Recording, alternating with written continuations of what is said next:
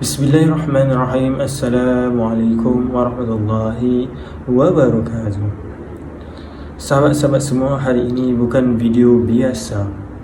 Hari ini bercakap tentang nyawa, tentang kehilangan, tentang satu kesilapan di jalan raya yang berakhir dengan kematian.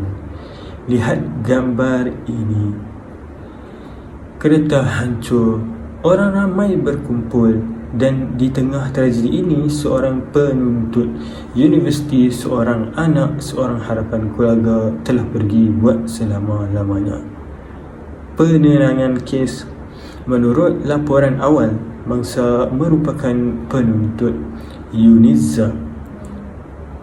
Ketika kejadian, mangsa difahamkan dalam perjalanan ke JPNT bagi menguruskan permit mengajar untuk menjalani latihan mengajar pada bulan Mac akan datang. Namun takdir Allah Subhanahu wa taala mendahului segalanya.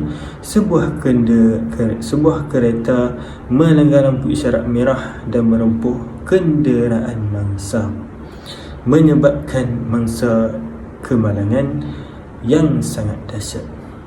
Bukan calang-calang rempuhan, ini rempuhan yang merenggut nyawa. Bayangkan pagi itu mangsa keluar rumah dengan niat menuntut ilmu, dengan harapan untuk menjadi pendidik dan dengan impian untuk membanggakan ibu dan ayah.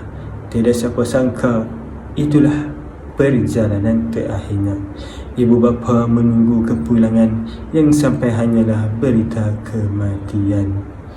Sahabat menunggu mesej yang datang hanyalah kabar duka.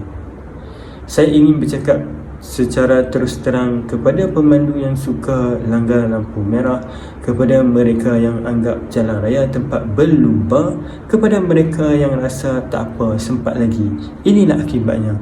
Lampu merah bukan hiasan, bukan cadangan. Ia adalah peringatan untuk berhenti demi nyawa manusia. Satu saat anda tak sabar, satu keluarga hilang anak. Sahabat-sahabat semua, tak ada siapa kebal di jalan raya. Tidak kira pelajar, pekerja, pemandu, e-hailing, Grab atau orang biasa. Ambil iktibar, jangan memandu ketika emosi. Jangan kejar masa sampai abaikan nyawa. Jangan anggap kemalangan takkan jadi pada aku. Kerana kematian tak pilih siapa. Saya ingin mencadangkan beberapa perkara. Yang pertama, pemandu patuhi undang-undang jalan raya. Yang kedua, ibu bapa pesan